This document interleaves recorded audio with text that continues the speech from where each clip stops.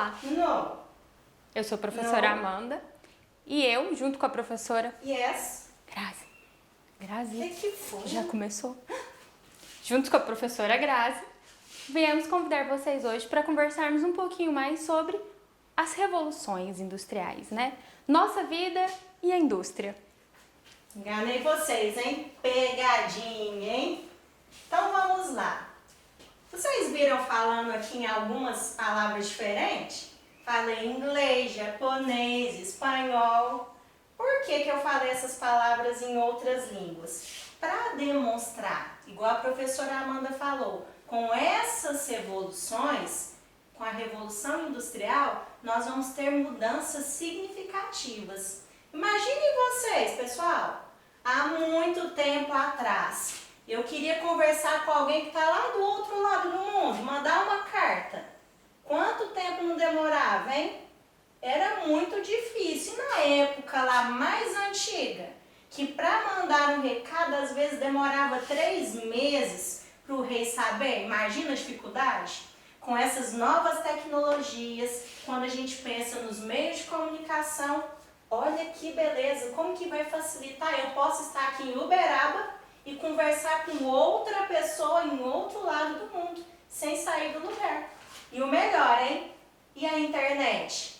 Ela permite eu saber acontecimentos que está acontecendo lá em outro lado do mundo em tempo real. Olha que bacana.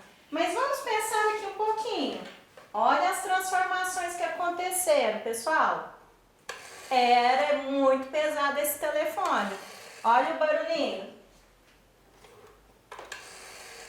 Para mim falar com alguém. Agora hoje não, eu posso usar o celular e pelo celular eu posso fazer milhares de coisas. Posso mandar um e-mail, tirar foto, ver filmes, escutar músicas. Olha que bacana. Vamos relembrar, como a professora Grazi estava pontuando, como era. A primeira revolução industrial ela ocorre ali nos anos finais do século XVIII, começo do século XIX. E como era a vida dessas pessoas naquele momento?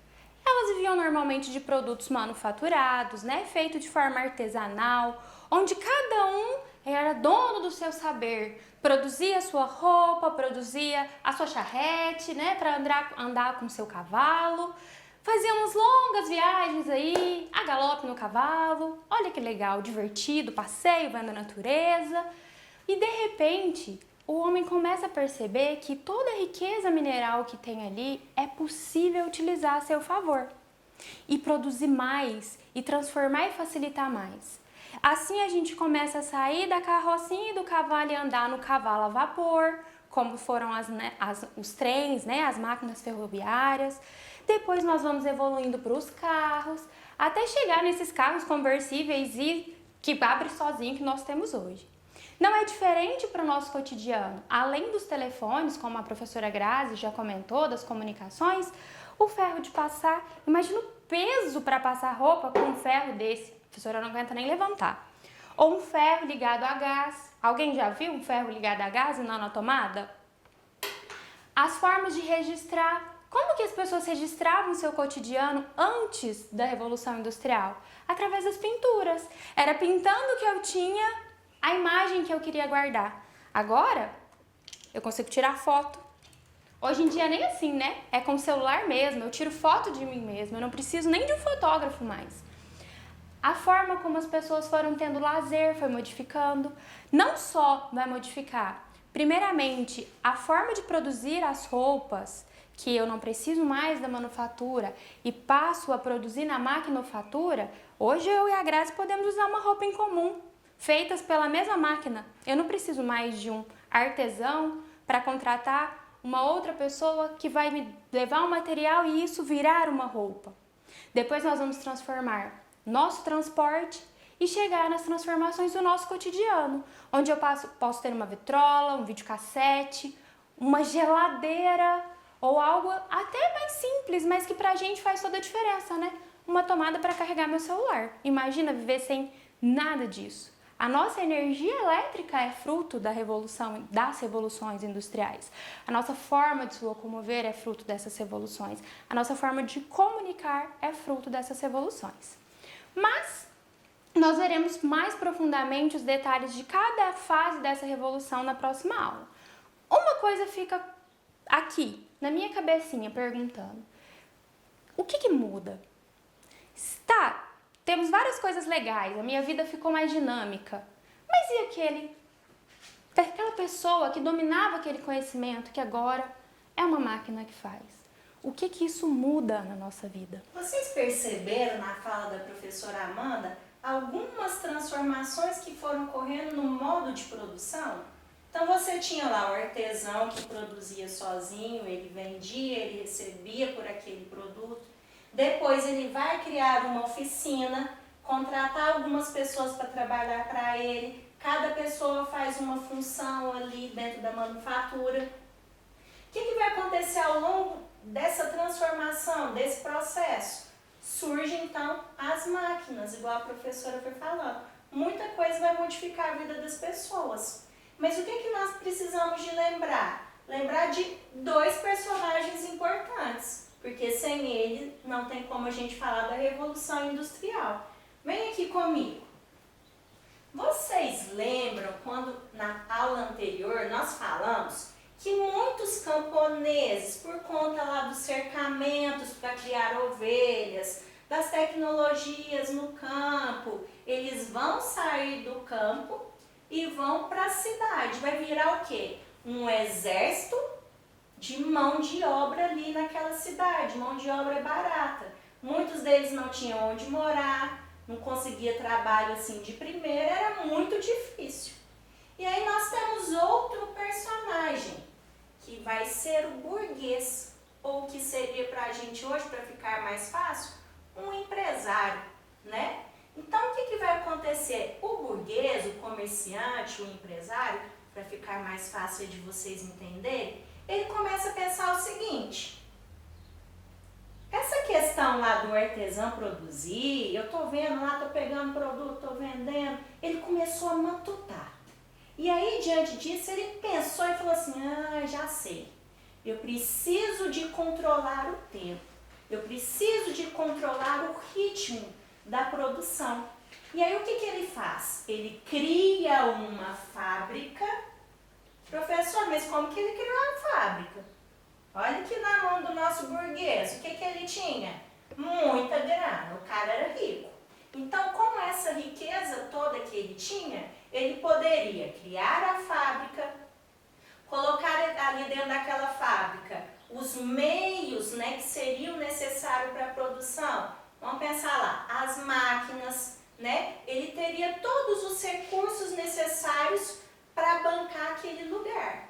Tá, mas ainda faltava alguma coisa. O que estava faltando, pessoal? A mão de obra, o trabalhador. E aí, nesse processo, vai surgir esse personagem aqui, né? Que vivia no campo, veio para a cidade. Ele vai acabar tornando-se operário dessas fábricas. Ele vai trabalhar para esse burguês. Mas como que funcionou esse processo? Vamos imaginar aqui o burguês. Olha a cara dele, gente. Tá uma cara bem assim, né? Eu tenho poder, eu vou tapear. Olha lá, o que será que ele vai fazer? Ele começa a pensar o seguinte: já que eu tenho os recursos, e aquele meu companheiro ali, ele precisa de emprego, ou seja, ele tem a força de trabalho. Então, o que o burguês vai fazer? Ele vai comprar a força de trabalho desse operário. Aí vocês podem estar pensando aí: professor, então foi ótimo para esses camponeses que foram para a cidade, para esses operários, mudou a vida deles. Aí vocês se enganam. Vou dar um exemplo aqui para ficar mais fácil. Vamos imaginar que esse burguês criou lá uma fábrica de sapatos. Vou usar a nossa moeda de hoje, só para entender, pessoal. Esse operário, ele vai produzir um sapato e aí ele vai receber por cada sapato R$5. O que o burguês faz depois? Ele pega esse mesmo sapato e vende, às vezes, a R$100, R$150. Ou seja, o valor que o operário vai receber, que o trabalhador vai receber, vai ser muito baixo. E ainda, se a gente pensar nos dias de hoje, que nós podemos fazer essa relação de trabalho também, o trabalhador às vezes produz aquele sapato e ainda compra o sapato na loja. Como ele não tem dinheiro, o que ele faz? Compra a prestação. E aí comprar a prestação não é legal. Deu para entender, pessoal? O burguês, ele tinha todos os recursos necessários para montar a fábrica, colocava a máquina, todos os recursos necessários e, consequentemente, ele contratava a força de trabalho desse nosso personagem aqui, que é o operário. Nesse contexto que a professora Grazi explicou, vão surgindo novas necessidades. Por que as aspas? Se antes o ser humano ele adquiria aquilo que ele precisava, eu comprava um sapato porque eu estava descalça, eu comprava uma roupa para tampar o meu corpo, me vestir de acordo com aquela ocasião que eu iria. Eu começo a deixar de consumir de forma consciente e vir um consumista, onde a gente começa a comprar tudo aquilo que a gente acha mais legal, mais bonito, mais novo, e em busca do mais moderno, do mais tecnológico, ou simplesmente porque eu vi uma propaganda e achei aquilo interessante ou bonito. Estava triste, aquilo pode me deixar feliz. Então a gente se torna um consumista, uma pessoa que consome de forma inconsciente. Mano, isso que tá me incomodando aqui. Uai, Grazi, você veio gravar sem tirar a etiqueta da roupa? Tá aqui um exemplo, ó. Comprou a blusa pra vir gravar e nem lembrou de tirar a etiqueta. Temos aí a professora Grazi, garota propaganda. Olha só, a gente pode saber que marca ela adquiriu, é possível identificar onde ela comprou, se brincar até o motivo pelo qual ela comprou. Tudo a partir da propaganda, da ideia de consumo que a gente vai produzindo a partir dessa indústria que vai crescendo cada vez mais, se tornando cada vez menos autêntica e cada vez mais comércio. E isso leva a gente a fazer um pensamentozinho assim, uma reflexão importante. De onde sai toda essa matéria-prima? Qual é a fonte de energia que produz tudo isso? Quem nós estamos explorando além da mão de obra do trabalhador para que tudo isso exista? A natureza. Na próxima aula, nós vamos refletir um pouquinho sobre cada etapa da Revolução Industrial, desde seu surgimento até as suas últimas instâncias mais próximas de nós, e tentar refletir da onde se tira essa matéria-prima, qual a mudança desse motor que vai movimentar a indústria e as formas de produção que essa indústria utiliza. Fica com a gente na próxima aula e vem aprender um pouco mais sobre a Revolução Industrial. Até a próxima, pessoal!